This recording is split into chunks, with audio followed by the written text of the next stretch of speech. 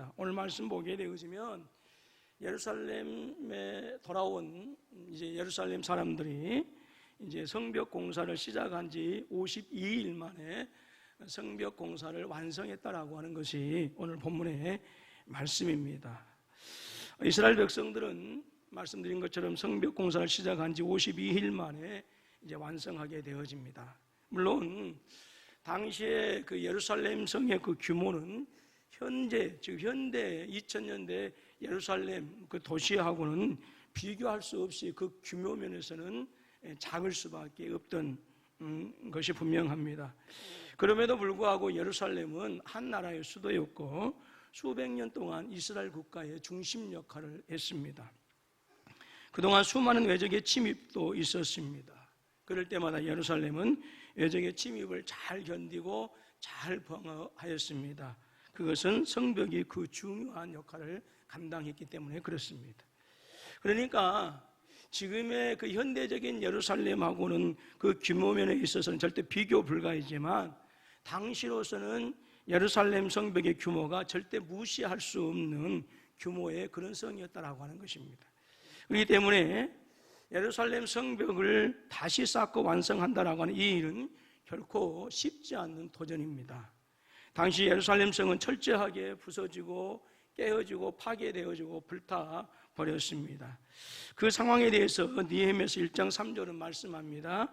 그들이 내게 이르되 사로잡힘을 면하고 남아있는 자들이 그 지방 거기에서 큰 환난을 당하고 능욕을 받으며 예루살렘 성은 허물어지고 성문들은 불탔다 하는지라 합니다. 예루살렘 성은 정말 눈뜨고 참아 볼 수 없을 정도로 참혹하게 폐허가 되어져 버리고 말았습니다. 사람이 살 수 있는 장소가 아니었어요. 더더구나 외적으로는 이 예루살렘 성을 쌓는 데 있어서 목숨 걸고 반대하는 세력들이 있었습니다. 그 대표적인 사람들이 바로 도비아와 산발락 같은 그런 사람이었어요.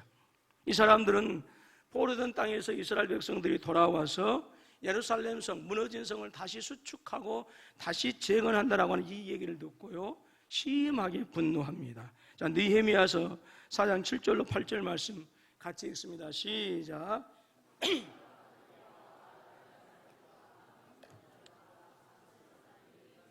성이 중수되어 그 허물어진 팀이 메꾸어져 간다함을 듣고 심히 분노하여 다 함께 꾀하기를 예루살렘으로 가서 치고 그것을 요란하게 하자 하기로 합니다. 또 여기서 그치지 않습니다. 성벽 공사의 중심 역할을 했던 느헤미야 선지자, 당시 바사에서 총독으로 파견된 선지자인데요, 이 사람을 죽이려고 하는 음모까지도 꾸미게 되어집니다. 느헤미야서 6장 2절 말씀 보니까 산발락과 게셈이 내게 사람을 보내어 이르기를 오라 우리가 오노 평지 한 촌에서 서로 만나자 하니 실상은 나를 해하고자 함이라 합니다. 그래서 이스라엘 사람들은 한 손에는 창을 들어야 했습니다. 그리고 한 손에는 삽을 들어야 했고 곡괭이를 들어야 했고 한 손에는 벽돌을 집어야 했습니다. 뿐만 아니라 느헤미야를 죽이려고 하는 이 음모가 계속되어지고 있었기 때문에 느헤미야의 사람들 가운데 절반은 창과 칼을 들고 느헤미야를 지켰고 그 절반은 또 일하는데 또 일꾼들로 동원이 되었어요. 어린아이들 손이라도 지금 보태야 할 그런 형편입니다. 그만큼 일손이 아쉬운 상황인데 어떤 사람들은 창과 칼을 들어야 하고 어떤 사람들은 그 나머지 사람들은 또 일을 해야 하는 이 상황은 당시 예루살렘 성벽을 쌓아가는 이 일을 대단히 힘들게 하는 여러 가지 요건 중에 하나였어요. 그것만이 아닙니다. 이스라엘 백성들 사이에서도 대적들의 위협과 그리고 여러 가지 많은 여러 날들의 그 고된 일들 때문에 피곤하고 지쳐가고 있었습니다. 그래서 대적들뿐만 아니라 예루살렘 성, 그 성을 쌓고 있는 그 사람들 가운데서도 성벽 공사에 대해서 상당히 부정적이고 회의적이었어요. 느헤미야서 4장 10절 말씀 보니까 유다 사람들은 이르기를 흙무더기가 아직도 많거늘 짐을 나르는 자의 힘이 다 빠졌으니 우리가 성을 건축하지 못하리라 하고 했습니다. 그리고 지금 예루살렘 성벽을 중수해가는 그 작업이 시기적으로 대단히 적절하지 않는 시기였어요. 오늘 본문에서 말씀하고 있는 것처럼 예루살렘 성벽이 52일 만에 완공이 되어졌는데 그 완공된 시기가 엘루롤 25일이라고 그렇게 얘기합니다. 엘루롤은 우리가 이용하고 있는 달력으로 얘기한다고 한다면 7월 달, 8월 달입니다. 그렇다고 한다면 이 이스라엘 사람들에게 있어서 땅에서 기후적으로 보게 되어지면 시기적으로 고된 일을 하는 것은요 대단히 어려운 일이에요.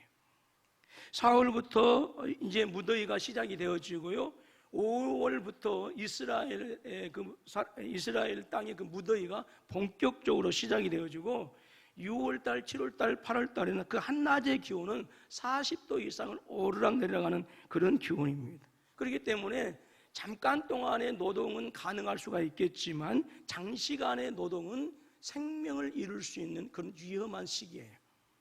더더구나 이 일들을 힘들게 하고 기운 빠지게 하는 일은 도비아와 산발랏을 위한 내부의 공모자들, 협력자들이 있었다라고 하는 거예요. 느헤미야서 6장 12절 말씀 보니까 깨달은즉 그는 하나님께서 보내신 바가 아니라 도비아와 산발랏에게 뇌물을 받고 내게 이런 예언을 함이라. 도비아와 산발랏이 주는 뇌물을 받고 그래서 느헤미야가 하고 있는 이 성벽 재건의 일을 수포로 돌아가게 하려고 하는 시도들이 있었다라고 하는 거예요. 또 18절 말씀 보니까 도비아는 아라의 아들 스가냐의 사이가 되었고 도비아의 아들 여호하난도 베레가의 아들 무슬람의 딸을 아내로 맞이하였으므로 유다에서 그와 동맹한 자가 많음이라 그랬습니다. 그래서 결혼을 통해서 도비아와 산발랏 이 사람들과 뗄래야 뗄 수 없는 그런 친척과 함께 사돈관계를 맺었어요. 그래서 말 그대로 예루살렘 성을 재건하고 완성하는 그 일은 첩첩삼중이었습니다. 이런 거의 불가능한 상황 가운데서도 오늘 본문의 말씀은 예루살렘 성을 완성하는 이 일을 52일 만에 바로 끝냈다라고 하고요, 그리고 그 일들로 인해서 모든 대적들이 두려워하고 놀랐다고 했습니다. 이것은 한마디로 기적이라고 할 수가 있습니다. 그럼 대체 공사를 어떻게 했기에 그 힘들고 어려운 여건 속에서도 52일이라고 하는 이 짧은 기간 속에 성벽 재건을 완성할 수 있었을까 하는 것입니다. 성의 규모가 아주 작았기 때문에 그랬을까요? 아니면 어떤 특별한 건축 기술이나 또 기계가 있었기 때문에 예루살렘 성벽 재건이 52일 동안에 이루어질 수 있었을까요? 참고로 여러분들 다 가보셨겠지만 군포에 가까이 있는 그 수원성은 조선시대 종조대왕 때에 종야옥이라고 하는 분이 이제 그 지었지요. 그래서 거중기, 도르래라고 하는 것을 이용해서였고, 그 다음에 농로 같은, 즉 무거운 돌을 이용해 들어 올리는 그런 기계와 기술을 사용해서 이제 수원성을 완공할 수 있었다고 합니다. 이처럼 특별한 어떤 기술과 기계가 있어서 예루살렘 성벽이 완공되어질 수 있었을까 하는 거예요. 아니면 바사왕, 아다사스다 왕의 특별한 지원, 즉 재정적인 지원이 있었다든지 아니면 인적인 지원이 있었기 때문에 그 힘들고 어려운 불가능한 그 상황 속에서도 52일이라고 하는 짧은 기간 안에 성벽을 건축할 수 있었을까 하는 것입니다. 어떻게 했기 때문에 숱한 방해거리와 난간이 있었음에도 불구하고 52일이라고 하는 단기간에 대적들이 무서워하고 놀랄 정도로 성벽 재건을 완성할 수 있었느냐 하는 것입니다. 엊그제 금요 기도회 때 김영권 전사님이 기도회를 인도하시면서 이렇게 얘기하는 것을 들었습니다. 한국교회를 걱정하는 많은 분들이 얘기하기를 앞으로 한국교회는 그 성도수가 급격하게 줄어들어서 바로 인구의 비례에서 3% 미만이 되어질 것이다 라고 하는 거예요. 어떤 분들은 이런 얘기를 들으면 에이 설마 그렇게까지 될 수 있겠어 라고 할 수도 있을지 모르겠어요. 또 어떤 분들은 3%든지 30%든지 관계하지 않고 나만 잘 믿으면 된다라고 하는 분이 있을 수도 있을지 모르겠습니다. 그러나 우리 조국교회의 현실과 우리 교회의 영적 현실을 되짚어보면 그 걱정은 결코 남의 이야기가 아니다라고 하는 것이죠. 인구 비례 3% 이하가 될 것이다라고 하는 한국교회를 걱정하는 많은 분들의 그 걱정거리가 결코 먼 장래의 일이 아니다라고 하는 거예요. 이미 발등에 불이 떨어졌습니다. 그리고 걱정하는 이 일은 지금 한국 교회 안에서 심각하게 진행되고 있는 일이고요. 이 안타까운 일은 얼마 가지 않으면 우리 교회 안에서도 얼마든지 현실화될 수 있다라고 하는 이 위기의식을 저는 떨쳐버릴 수가 없습니다. 그렇기 때문에 여러분, 전도 대상자를 작성하고 그 대상자들이 우리 군포서북교의 기업이 되어지고 영적 자산이 되도록 하기 위한 이 작업은 결코 교회 빈자리만을 채우기 위한 것이 아니다라고 하는 거예요. 전도 대상자를 작성하고 11월 3일 주일을 전성도 예배 참석 및 총전도 축제 주일로 삼고 기도하면서 준비하고 있는 것은 더 큰 차원의 일입니다. 바로 이미 무너져가고 있는 우리 조국교회를 다시 살리자라고 하는 거룩한 몸부림이고요, 식어져 버린 한국교회의 부흥을 통해서 하나님 나라의 회복을 위하는 간절한 몸부림이 바로 그것입니다. 즉 이미 무너지고 깨어지고 부서져 가고 있는 우리 조국교회 영적 성벽을 재건하는 하나님의 거룩한 사역이다라고 하는 거예요. 여러분, 교회가 무너지면 우리의 개인적인 신앙도 온전하게 유지될 수 없다라고 하는 사실을 반드시 여러분 명심하십시오. 교회가 무너지면 저와 여러분들의 영혼은 말 그대로 사탄의 먹잇감이 될 수밖에 없습니다. 그래서 교회는 우리의 영혼을 안전하게 지켜주는 영혼의 성벽이 바로 교회입니다. 그러므로 여러분, 교회가 병들고 교회가 썩고 교회가 부패하고 그렇게 되어진다고 한다면 말할 것도 없이다 우리의 영혼 역시 병들고 썩고 부패될 수밖에 없어요. 그러나 반대로 교회가 건강하고 교회가 성령이 충만하고 교회가 말씀으로 온전히 서가게 되어지면 성도들 역시 건강하고 그 영적인 모습들이 하나님 보시기에 순전하고 아름다운 모습으로 성숙해 갈 수 있다고 하는 거예요. 그러므로 여러분, 교회는 반드시 두 가지 측면에서 함께 성장해야 합니다. 바로 영적으로 성장해야 되고 양적으로 성장해야 되는 거예요. 여러분, 성도 개개인의 믿음의 성장은요, 교회의 성장과 반드시 비례하게 되어 있어요. 그러나 교회의 성장은 현실적으로 대단히 어려운 실정이기도 합니다. 갈수록 교회를 적대시하는 반기독교적인 세력은 정치, 경제, 사회, 문화, 교육 등의 모든 분야에서 다 일일이 열거할 수 없을 정도로 마치 들불처럼 지금 번져가고 있어요. 그러나 그것을 핑계로 여러분, 교회 무너지는 모습을 운명으로 받아들인다고 한다면, 또는 교회의 안타까운 모습을 그저 강 건너 불구경하는 듯한 그런 믿음의 모습은 결코 우리가 하나님 앞에 섰을 때에 하나님으로부터 오는 책망을 면할 수 없다라고 하는 거예요. 교회는 그리스도의 몸입니다. 교회와 예수님은 절대로 떼려야 뗄 수 없는 관계입니다. 교회와 성도 역시 마찬가지입니다. 교회와 성도도 절대로 뗄 수 없는 관계예요. 성도 없이 교회가 존재할 수 없고 또 교회 없이 성도가 존재할 수 없습니다. 그래서 교회와 예수님이 한 몸인 것처럼 교회와 성도도 한 몸이다라고 하는 거예요. 그러므로 교회가 성도이고 성도가 곧 교회인 줄로 믿습니다. 그러므로 교회와 성도는 공동의 운명체라고 할 수가 있어요. 그렇기 때문에 교회 회복과 성장에 대한 관심은 교회의 담임 목사나 당회나 권사님들만의 몫이 아니다라고 하는 거예요. 교회의 회복이 온전히 되어지고 교회가 아름답게 성장해가는 이 일은 어린아이에서부터 백발이 이른 어른들에 이르기까지 우리 모두가 감당해야 될, 우리가 함께 꿈꾸고 함께 이루어야 될 우리의 몫이다라고 하는 사실을 저와 여러분들이 함께 또 마음에 새기실 수 있기를 주님의 이름으로 축복합니다. 자, 그렇다고 한다면 우리 한국교회가 점점 무너져가고 있는 이런 안타까운 현실 속에서 우리 금포서북교회가 어떻게 하면 아름답게 교회가 회복이 되어지고 또 성장할 뿐만 아니라 우리 한국교회 안에서 아름답게 그 일들을 감당해 나갈 수 있겠느냐라고 하는 거예요. 오늘 저와 여러분들에게 교회 부흥에 특별한 기술이 있으면 우리가 아름답게 회복되어지고 아름답게 성장하고 한국교회에서의 아름다운 모습들을 보여줄 수 있을까요? 교회 부흥을 위한 어떤 특별한 기술이 있을까요? 정말 있었으면 좋겠어요. 그러면 저를 팔아서라도 거기에 좀 가고 싶어요. 근데 교회 부흥에 특별한 기술이 없어요. 우리가 어떻게 하여야 우리 금포서북교회가 아름다운 성장을 이루고 또 우리 한국교회 안에서 감당해야 될 몫을 감당할 수 있겠느냐라고 하는 것입니다. 이 시간에는 본문의 말씀을 중심으로 해서 성벽재건이라고 하는 말씀을 통해서 저와 여러분에게 던져진 이 질문에 대한 답을 얻고자 합니다. 오늘 본문의 말씀은 성벽재건의 과정에 대해서는 얘기하지 않고요, 그동안의 과정을 쭉 얘기하면서 성벽이 엘루롤 25일, 52일 만에 완성되어졌다라고 그렇게 이야기합니다.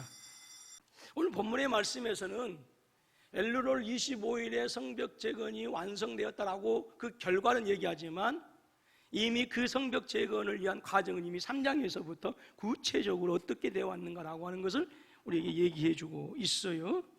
이 3장의 내용을 보게 되어지면 성벽재건에 있어서 이스라엘 백성들이 어떻게 헌신했는가라고 하는 것을 우리가 자세하게 볼 수가 있습니다. 3장의 내용을 보면 그 힘들고 어려운 모든 상황들을 극복하고 성벽재건을 완성할 수 있었던 이 이유는 바로 이스라엘 백성 그들에게 주어진 각자의 역할들이 있었는데 그 역할들을 너무나도 충실하게 감당했다라고 하는 거예요.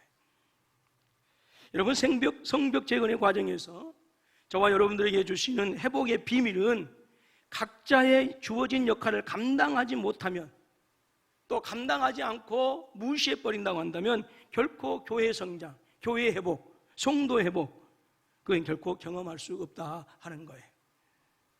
하나님은 이스라엘 백성들을 향한 간절한 마음과 사랑이 있었어요. 무엇이었을까요? 하나님은 이스라엘 백성들로 하여금 불안과 염려 가득한 황폐한 땅에서 살기를 원하지 않으셨어요. 하나님을 예배하며 하나님을 위하여 살 것을 작정하고 모든 것이 보장되고 안정된 그 포로된 땅에서 돌아왔어요. 그런데 그러한 사람들이 더 이상 들짐승들이 거쳐 삼고 강도들이 스스로 넘나드는 그러한 땅, 이방의 민족들이 수탈과 약탈을 일삼는 비극적인 땅, 그 하나님의 거룩한 성전 예루살렘이 그런 땅이 되기를 원하지 않으셨다라고 하는 거예요. 이제 하나님께서 예루살렘 성벽을 재건하게 하심으로써 하나님의 사람들이 그 땅에서 참된 안식을 누리도록 하는 것이 하나님의 마음이셨고요, 그래서 샬롬의 은혜를 그들이 누리기를 원하셨어요. 그리고 다시 한번 이스라엘이, 예루살렘이 예전의 영광을 회복하기를 원했습니다. 그것이 이스라엘 백성들을 향하신 하나님의 마음이고 이스라엘 백성들을 향하신 하나님의 사랑이었다 하는 거예요. 그래서 하나님은 이 아름다운 하나님의 일을 성취시키기 위해서 한 지도자를 세우십니다. 그 사람이 바로 느헤미야라고 하는 지도자예요. 하나님 앞에서 참으로 정직하고 신실한 사람이었어요. 느헤미야 선지자는 우리가 1장에서부터 보게 되어진 얼마나 그 민족과 그 백성들을 사랑했는가라고 하는 것을 알 수가 있습니다. 또한 느헤미야 선지자는 바사 왕이 가장 신이 많은 그런 사람이었어요.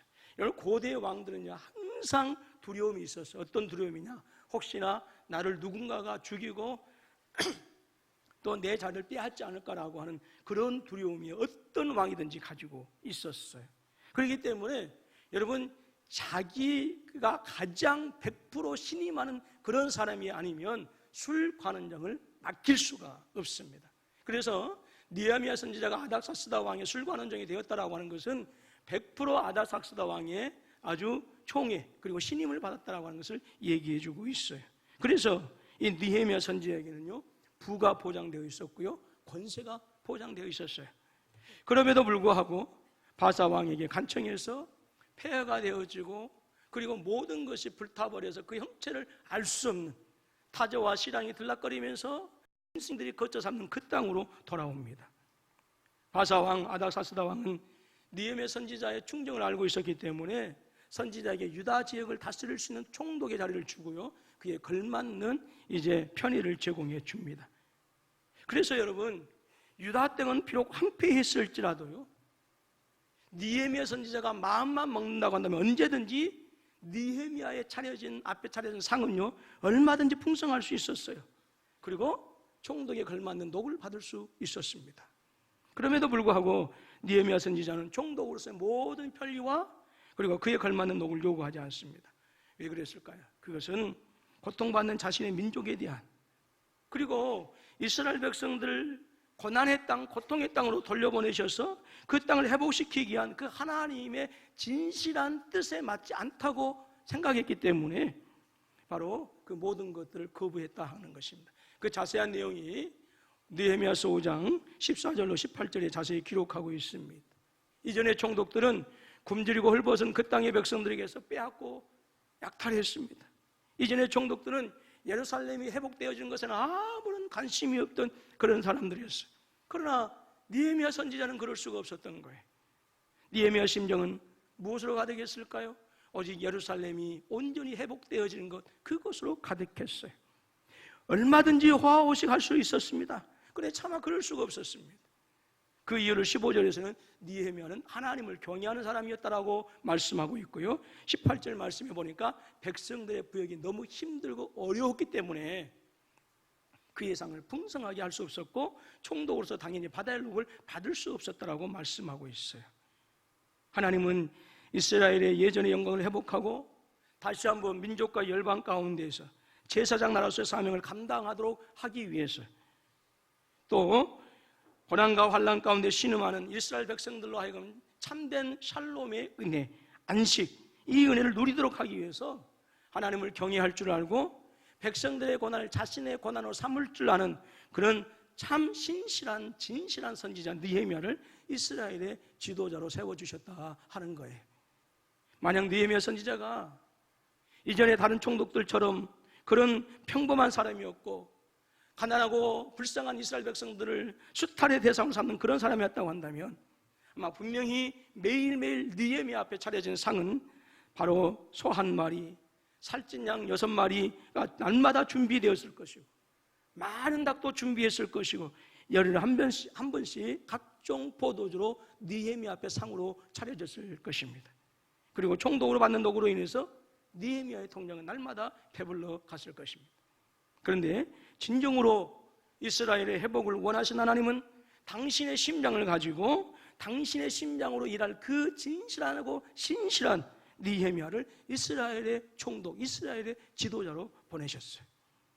하나님의 이러한 사랑과 은혜로 말미암아서 수많은 대적들의 숱한 위협이 있었고 예기치 못한 그런 불가능한 난관이 있었음에도 불구하고 52일만이라고 하는 이 짧은 시간에 예루살렘 성벽 재건을 마칠 수가 있었으며, 그래서 그 일로 인해서 모든 대적들이 두려워하며 떨며 놀랐다라고 성경은 우리에게 가르쳐주고 있습니다. 하나님께서는 느헤미야로 하여금 선지자로서의 역할을 충실하게 감당하게 하신 거예요. 여러분, 우리 하나님은 전능하신 하나님이신 줄로 믿습니다. 저와 여러분들을 통해서 하나님의 선하신 뜻을 이루시고 반드시 우리 금포 서북교회 다시 한번 회복하게 하시고 성장하게 하시는 그분이 바로 저와 여러분의 하나님, 전능하신 하나님이신 줄로 믿습니다. 자, 전후좌우 돌아보시면서 함께 인사합니다. 하나님은 전능하신 하나님이십니다. 오늘 저와 여러분들에게 오셔서 온 인류의 구주로서의 당신의 역할을 신실하게 감당하시고, 그래서 죄로 말미암아 파괴되어지고 깨어진 하나님의 형상을 회복시켜 주시고, 죄로 말미암아 상실된 창조 때의 놀라운 복을 회복시켜 주신 분이 계십니다. 바로 그분이 나의 구주, 나의 하나님 예수 그리스도이십니다. 하나님과 같아지려는 인간의 욕심은 도리어 인간으로 하여금 가장 낮은 자리, 가장 비천한 자리로 끌어내리고 말았습니다. 아담은 자신의 역할에 실패한 거예요. 아담의 역할은 하나님의 대리자였어요. 그런데 하나님과 같이 되어지려고 함으로 말미암아서 자신에게 주어진 그 소중하고 아름다운 존귀한 역할을 실패했다라고 하는 것이죠. 그래서 하나님의 영광은 떠나버렸습니다. 모든 것을 다스릴 수 있었던 복된 존재에서 이제는 복을 쫓아다니지 않으면 안 되는 그런 존재로 전락해버리고 말았어요. 그럼에도 불구하고 인간에게 있어서 여러분, 행복은 잡을 수 있을 것 같은데 잡을 수 없고 가질 수 있을 것 같은데 가질 수 없는 마치 신기루와 같은 것이 되어져 버리고 만 것입니다. 죄로 말미암아 인간의 안식은 인간의 삶에서 소망은 하고 있지만 결코 그 참된 샬롬을 누리지 못하는 그런 존재가 되어져 버리고 말았어요. 그런 세상에 우리 주님은 모든 인류를 죄에서 구원하시고 잃어버린 인간의 참된 안식을 회복시켜 주시고, 그래서 우리에게 주신 성도로서 아름다운 역할들을 잘 감당하시도록 하기 위해서 주님께서 이 땅에 오셔서 당신이 맡은 그 역할들 정말로 신실하게 감당하셨습니다. 마가복음 10장 45절에서 주님은 당신의 역할이 무엇인가를 우리에게 말씀해 주고 있습니다. 같이 한번 읽습니다. 시작. 도리어 섬기려 하고 자기의 목숨을 많은 사람의 대속물로 주려 함이니라. 여러분, 이 땅에 오신 우리 주님의 역할은 무엇입니까? 대속의 역할이었어요. 그 대속의 역할을 감당했을 때에 많은 유혹이 있었습니다. 왕의 자리에 대한 유혹도 있었습니다. 편락하고 안락한 자리에 대한 유혹이 있었습니다. 그럼에도 불구하고 우리 주님은 당신의 역할에 진실로 충실하셨고, 마침내 우리 주님의 그 충실하신 은혜로 말미암아서 우리는 잃어버린 하나님의 거룩한 영상을 다시 회복하는 그런 아름다운 복을 누리게 되어졌고, 창조 때 범죄한 자리에서 상실되어 버리고 잃어버린 그 창조 때의 아름다운 복을 다시 누리는 주인공이 되어졌고, 저와 여러분들은 하나님의 자녀로서의 지위를 회복하게 되어진 것입니다.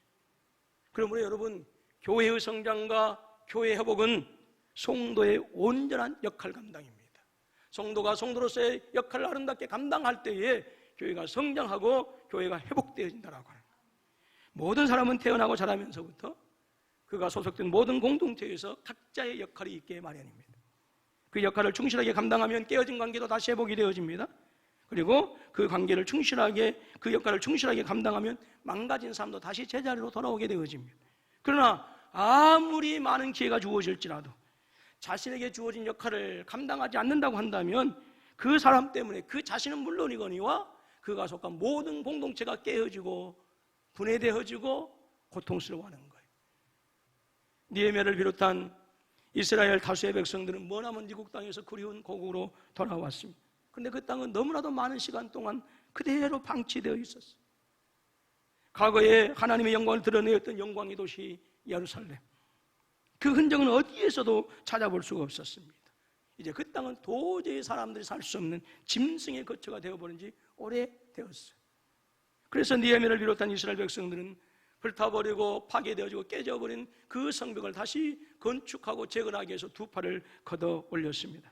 그리고 백성들을 독려하면서 무너지고 황폐한 성벽을 다시 쌓아 올렸습니다. 그런데 이 일은 얼마 가지 않아서 안팎으로 많은 반대와 난관에 부딪히게 되어집니다. 그동안 폐허가 된 땅에서, 그리고 불타버리고 사람들이 살 수 없는 그 땅에서 도비야와 산발랏은 주인 역할을 했습니다. 그런데 이러한 사람들에게 있어서 다시 성벽이 재건되어진다고 하는 것은 도저히 용납할 수 없었어요. 이 사람들은 그 땅에서 주인 역할을 하면서 마치 조폭과 같이 그 땅에 가련한 사람들을 약탈하고 빼앗으면서 자신들의 배를 불리고 있었거든요. 그러한 사람들에게 성벽을 쌓는다고 하는 이 소식은 지금껏 자신들의 더러운 탐욕의 배를 채웠던 그 모든 기득권을 포기해야 되고 빼앗기는 것이나 마찬가지였어요. 그러므로 이 사람들, 바로 이 도비야와 산발랏은 예루살렘 성벽이 재건되어지는데 죽으라고 방해하고 회방하고 심지어 느헤미야를 죽이려고까지 했던 것입니다. 그뿐만이 아닙니다. 성벽 재건을 위해서 함께 동참했던 사람들이 점차로 부정적이고 절망적으로 변해갑니다. 이미 살펴보았던 것처럼 4장 10절에서 말씀을 보면 유다 사람들은 이르기를 흙무더기가 아직도 많거늘 짐을 나르는 자의 힘이 빠졌으니 우리가 성을 건축하지 못하리라 하고 했어요. 일을 하면 성과가 있어야 돼. 일을 하면 일이 줄어들어야 되는. 아직도 해야 할 일이 끝이 없어요. 짜증이 나죠. 예. 제가 어렸을 때 밭에 가서 보리를 베고 밀을 베면 베도 끝이 없어요. 그래서 저희 어머니 아버지가 눈이 제일 게으르고 손이 제일 부지런하다. 예. 베도 끝이 없어요. 짜증이 나요. 그래서 어떤 때는 낫을 집어 던져버린 때도 있어요. 예. 일이 줄어들어야 재미가 있는데 그러지 않는 거예요. 지금 이스라엘 사람들이 그러는 거예요. 여러분, 앞에서 주도적으로 일하는 사람들로 하여금 정말로 맥 빠지게 하는 말이 있어요. 무슨 말입니까? 해봐야 안 된다라고 하는 거예요. 예. 여러분, 이 말은 앞에서 일하는 사람들로 하여금 힘 빠지고 기 빠지게 하는 말이 없어요. 아마도 처음에는 희망을 가지고 시작했을 것입니다. 그런데 하다 보니까 대적자들이 반대하고 위협하고, 그리고 뜨거운 한낮의 태양의 열기는 일하기 너무너무 힘들고, 그래서 이러한 것들이 일하는 사람들로 하여금 절망에 빠지게 하고 좌절에 빠지게 했습니다. 그것뿐만이 아닙니다. 산발랏과 도비야와 사돈지간을 맺어서 유대인 내부 안에, 유대인들 안에 그 산발랏과 도비야와 그 동맹한 사람들이 있었다라고 하는 거예요. 이들 역시도 그 땅에서 세력을 떨치며 주인 노릇하고 있는 산발랏과 도비야처럼 정말로 불쌍하고 가난한 자신의 민족인 같은 백성들을 수탈하고 약탈했어요. 이 사람들 역시 예루살렘 성벽이 재건되는 것을 결코 반기지 않았습니다. 아마도 수시로 산발락과 도비아와 연락을 취하면서 그 돌아가는 모든 상황에 대해서 정보를 주고받았을 것이고, 그리고 자신들의 기득권을 지키기 위해서 수단 방법을 가리지 않았을 것입니다. 그럼에도 불구하고 느헤미야는 흔들리지 아니하고 자신들의 역할에 한결같이 충실합니다. 뿐만 아니라 성벽 재건을 위해서 함께 동참한 모든 사람들도 자신들에게 주어진 그 할당량을 감당하기 위해서 조금 더 게으르거나 나태하거나 태만을 부리지 않았습니다. 당연히 그들에게도 도비아와 산발락 같은 그런 사람들의 위협이 있었을 것이고, 유혹이 있었을 것이고, 위협도 있었습니다. 그럼에도 불구하고 그들은 나태하거나 게으르지 않았다라고 하는 거예요.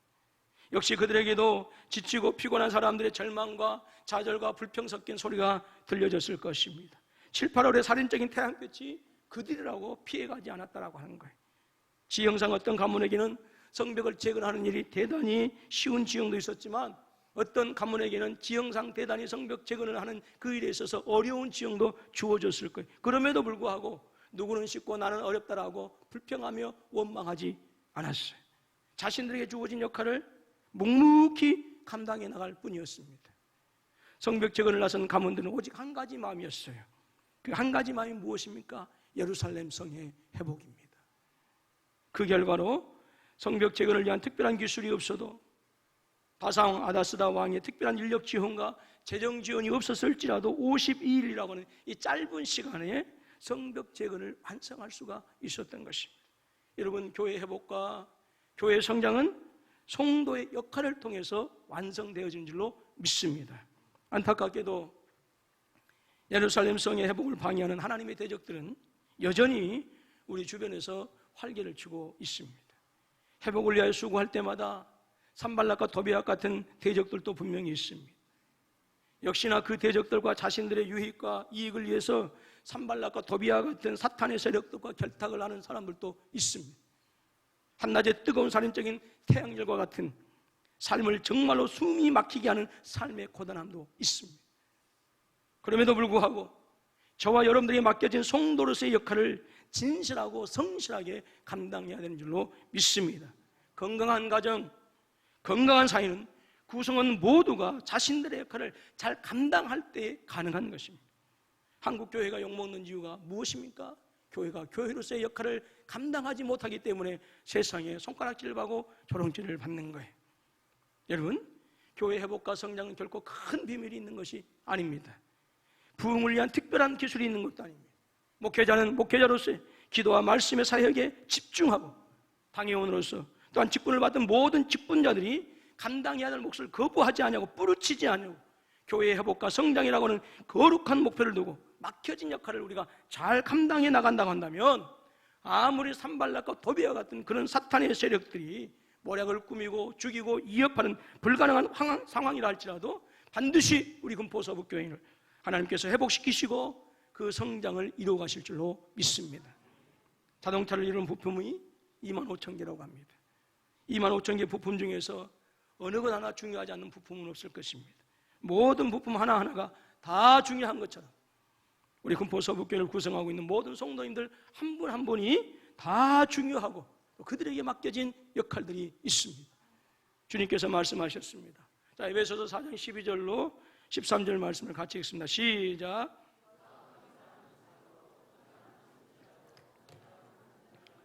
어떤 사람은 목사와 교사로 주셨으니 이는 성도를 온전하게 하며 봉사일을 하게 하며 그리스도의 몸을 세우려 하심이라. 하나님께서 각자에 주어진 역할이 있어요. 그 역할의 목적이 무엇입니까? 성도를 온전하게 하는 거예요. 봉사일을 하게 하는 것이고 그리스도의 몸, 즉 교회를 온전히 교회답게 세우는 것이 우리에게 주어진 역할들이다라고 하는 거예요. 여러분, 11월 3일은 모든 정성도가 함께 참여함으로써 우리 금포서북교회 성도로서의 역할을 아름답게 감당하실 수 있기를 주님의 이름으로 축원합니다. 또한 전도의 역할도 잘 감당하십시오. 전도 대상자들이 그들이 우리 금포서북교회 기업이 되어지고 우리 금포서북교회 유업이 되어지고 하나님 나라에 속한 자들이 되어질 수 있도록 기도하시고 또 여러분 준비하시기를 바랍니다. 실은 이번 주에 초대장을 나눠드리려고 했는데 약간 미스가 있어서 어쩔 수 없이 다음 주는 나눠드립니다만은 오늘 여러분들이 전도 대상자들 찾아가서 증거하실 수 있기를 주님의 이름으로 축원합니다. 그리고 그날을 위해서 이제 조금 더 오후에 다 모이겠습니다만은 모든 부서가 주어진 역할들을 잘 감당할 수 있기를 주님의 이름으로 축원합니다. 하나님은 선한 모든 은혜를 저와 여러분들에게 반드시 부어주실 줄로 믿습니다. 하나님은 하나님의 백성들이, 하나님의 교회가, 그리스도의 몸된 교회가 이 땅에서 피폐하고 손가락질을 받으며 파괴되어지고 조롱당하고 비웃음당하면서 살기를 원하지 않아요. 예수 그리스도 안에서 회복되어진 그 창조의 복을 이 땅에서도 마음껏 누리기를 원하시는 것이 저와 여러분들을 향한 하나님의 사랑이요 하나님의 마음인 줄로 믿습니다. 근데 그 복을 받기 위해서는 우리에게도 남겨진 역할들이 있다라고 하는 거예요. 성도 역할이고 우리 모든 직분자들에게 주어진 직분의 역할입니다. 여러분들, 교회 회복은, 교회 성장은 성도가 그 역할을 감당할 때 가능한 것입니다. 저와 여러분 모두가 목회자로서, 기름 부음 받은 장로로서, 안수 집사로서, 권사로서, 세워진 모든 기관의 일꾼들로서, 또 성도로서 아름답게 그 역할들을 잘 감당해서 저와 여러분들이 주님 앞에 섰을 때 잘했다 칭찬받는 우리 모든 성도님들이 되실 수 있기를 주님의 이름으로 축원합니다.